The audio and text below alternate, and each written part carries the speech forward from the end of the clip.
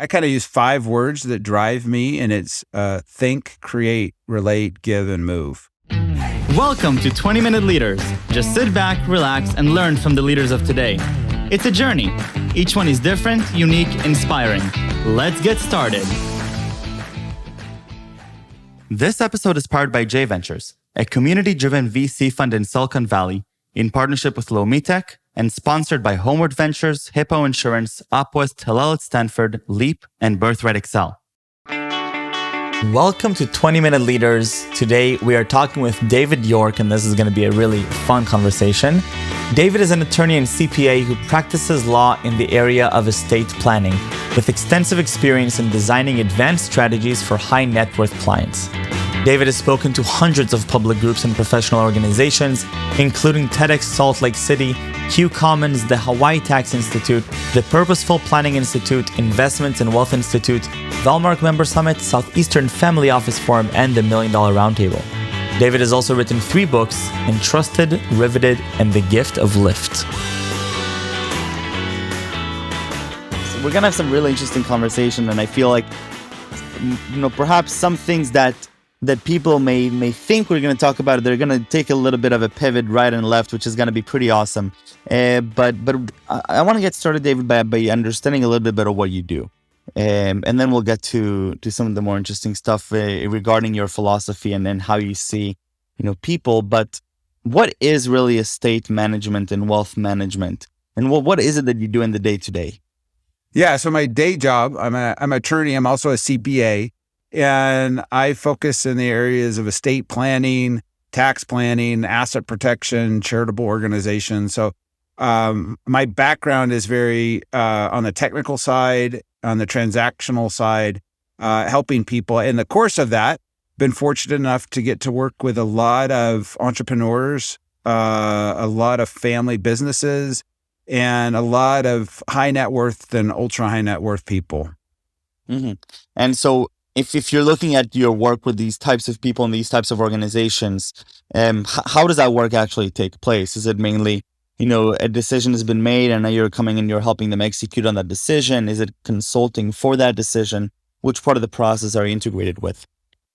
Yeah, estate planning is really the process of creating structures to hold, manage, and pass wealth. So similar, just like a corporation, you have to have corporate documents and things like that. On the estate planning side, one of the unique elements of capitalism is that people have to own things, right? And so How do you own them? And then how do you transfer the ownership of that? And how do you do that in a tax efficient way, an asset protected way? So, my background where I came from was on a much more structural standpoint, at least initially. Interesting. Along the lines, you develop these different ideas and philosophies regarding, things that are specifically related to estate management and wealth management, but not necessarily. Also, just a little bit about, how the world works and how different organizations are run. Tell me a little bit about that. Yeah, like I said, during the course of doing this, I've gotten to work with, I've had over 6,000 clients, and in the course of that, a lot of just, mom and pop raising their kids, but a lot of entrepreneurs who I find to be some of the most unique and talented and, quite frankly, troubled individuals. They tend to be the more extremes, and there's just some fascinating... I was wondering what word you were going to use, and I'm glad you said troubled.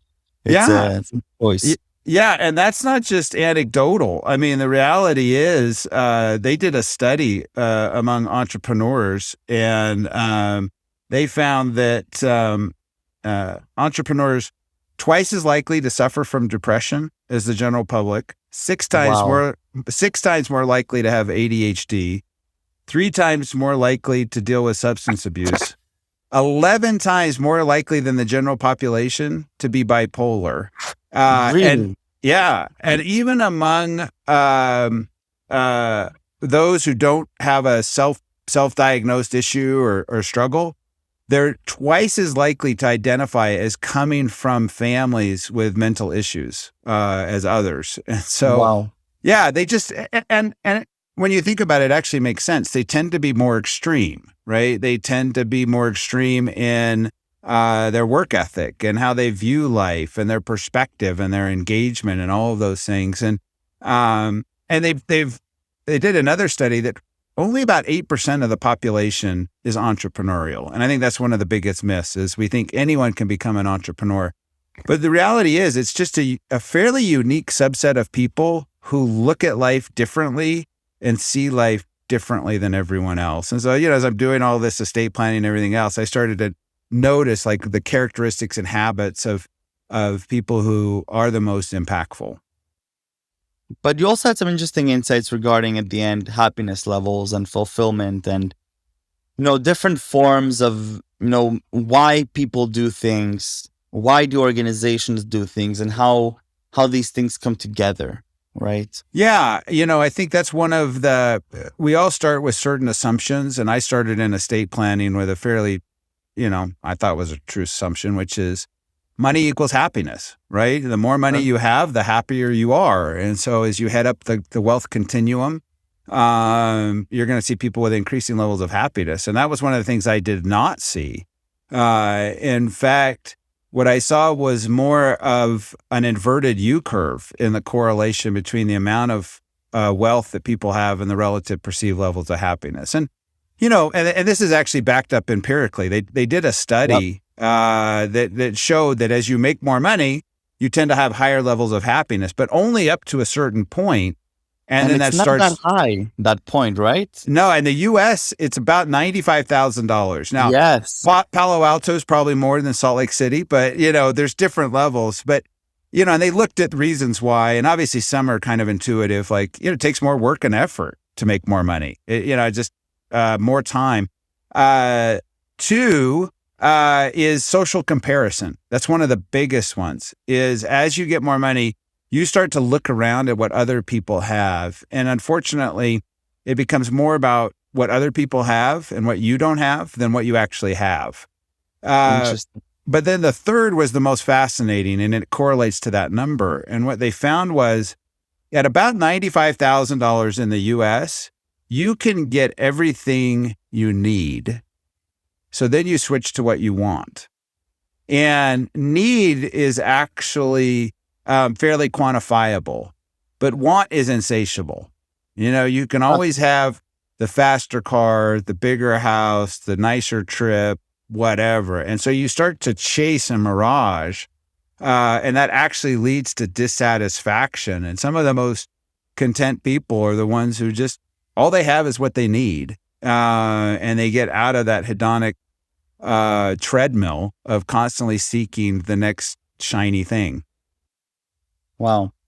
And this ties back to the why, correct? Yeah, yeah. And so what was interesting is I was dealing with clients all the way along the wealth continuum, whether they're worth $100,000 or $1 billion. I could see people who had a level of engagement and purpose that had nothing to do with how much money they had in the bank. And so I started to look at that. And probably the seminal experience I had was about 6 years ago. I was working with the owner of the Utah Jazz. Her name's Gail Miller. She owned one of the 30 NBA franchises, one of the wealthiest women in the United States, completely self-made. And we were working on a trust that would transfer and keep the Jazz in the state of Utah indefinitely. And so I just out of hand, we were reviewing some documents, and I asked her, I said, how will it feel to no longer own the Jazz? But I thought that was a fairly simple question. And she looked up at me and she said, well, I don't own the Jazz. And she went back to looking at her documents, and here I am, I'm the estate planning lawyer. And, I'm she's such a bright, smart person, but I felt like I had to say, no, actually you do own the Jazz. You're the owner of the Jazz. And I'll never forget what she said. She stopped what she was doing. She looked at me and she said, no, I'm a steward of the Jazz. And when she said that, it was honestly one of the most profound experiences of my professional career, because I saw someone who had transcended ownership. And I think one of the things that if we're not careful, everything that we own can turn around and own us. Wow. And it can actually be very limiting, and it can turn on us. And here was someone who had transcended ownership. She was not owned by the jazz, even though she owned the jazz. And I think it helped me see that there's something beyond simply acquiring assets or owning things. It's all about that purpose. Wow. And so it's very strange, David, honestly, hearing, from somebody whose job seemingly is to just help people accumulate wealth and make the best decisions to optimize on their function of wealth. But here you're saying, well, I'm here to ask some more difficult questions. And some of these questions may be, do you want this? Why are you doing this? And perhaps your optimization function is not the trivial one that I would assume coming into this conversation, right? Yeah, absolutely. And I think you hit on the right thing. We live in the information age. It's all about just needing to acquire more information. And, we listen to podcasts like, hopefully we'll get the right information and that'll change my life. And what I came to realize is that, data and information inform, but questions and stories transform. And we live in an information age where we're just seeking the next bit of data. And yet the reality is our phones have access to basically the entire sum of human knowledge. And what do we struggle with? Knowing who we are, what we value, and what we believe, right? Right. Yeah. Yeah. And so it's not a lack of information. And you can't Google that. No. There's no Wikipedia page for that. No. And so I think it's that questions and stories, and you go back and, what is the Socratic method? It's the process of asking questions. And the great teachers and leaders of the past, they didn't know the right information. They knew the right questions to ask. And so a large part of that is just sitting back, asking yourself those profound questions, asking those around you those questions, because those, in my experience, who make the biggest impact in life, they know who they are, what they value, and what they believe. They have a clarity of purpose, and it helps them with everything from decision-making to how they choose to spend their time and their talent and their treasure, who they surround themselves with.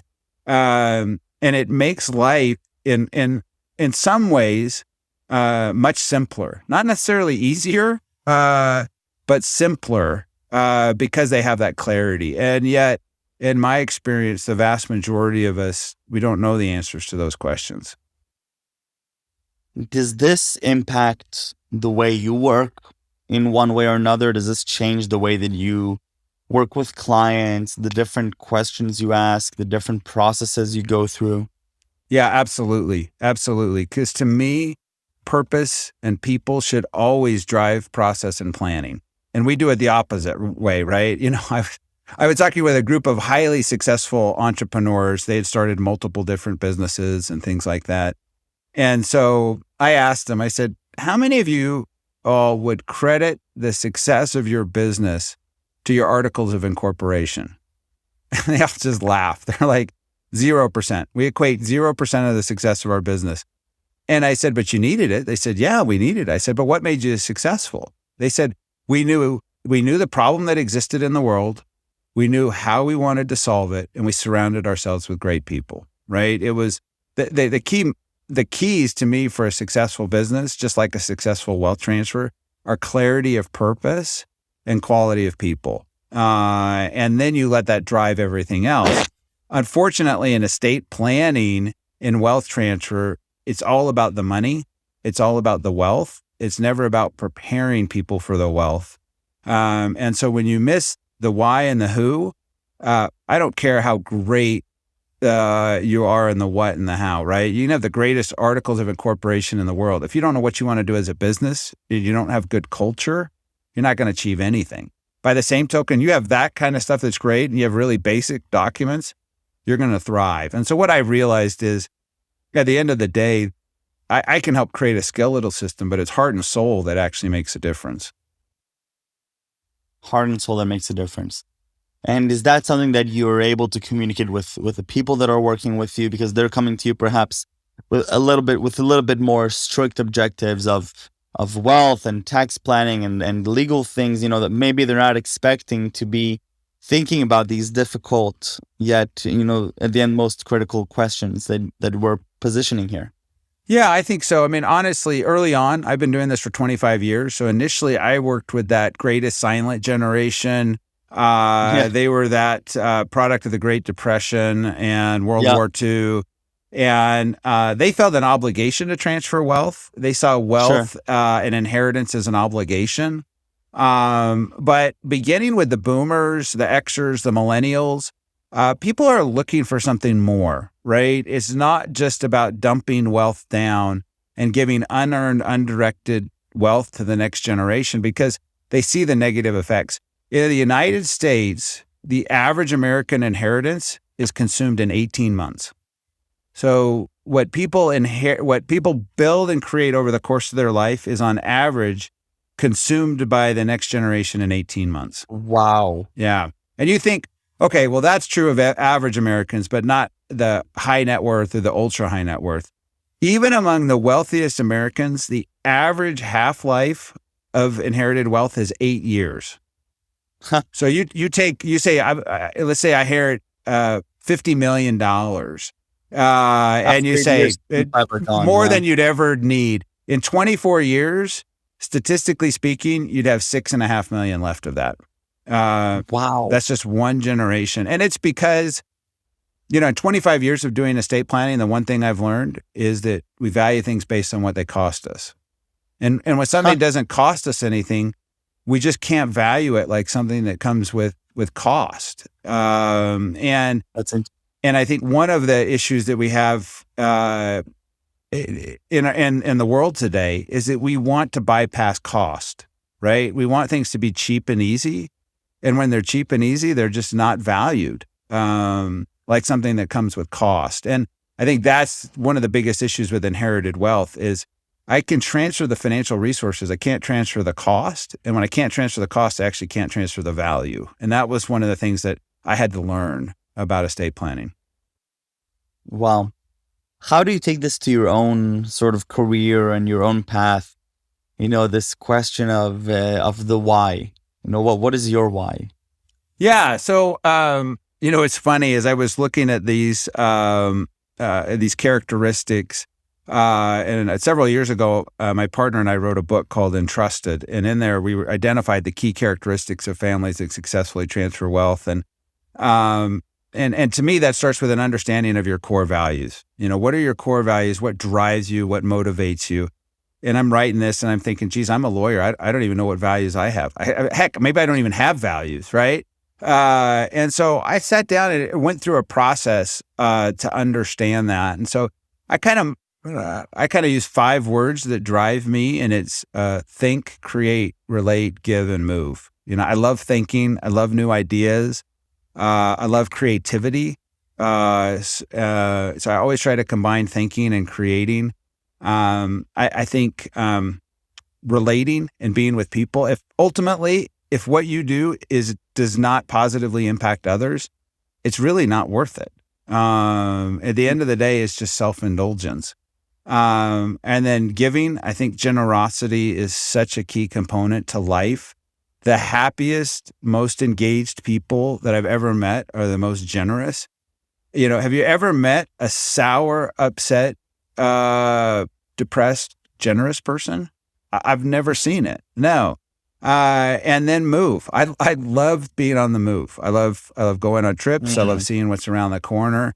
So that's how I try to engage with the world, and I try to check as many of those boxes as I can each day. I just love how you're asking all these super interesting questions, and sort of you've gotten all the data points throughout the 25 years, and I can't believe you said more than 6,000 clients. So you really did get to see different people in different positions and how they think through their wealth and how they think through their life, and how they and what it also sounds like is you're touching on this very delicate notion of how do you treat this asset, how do you treat this wealth, and what is sort of their relationship with their wealth, and how big of a part is it of who they are versus what they need versus what they want.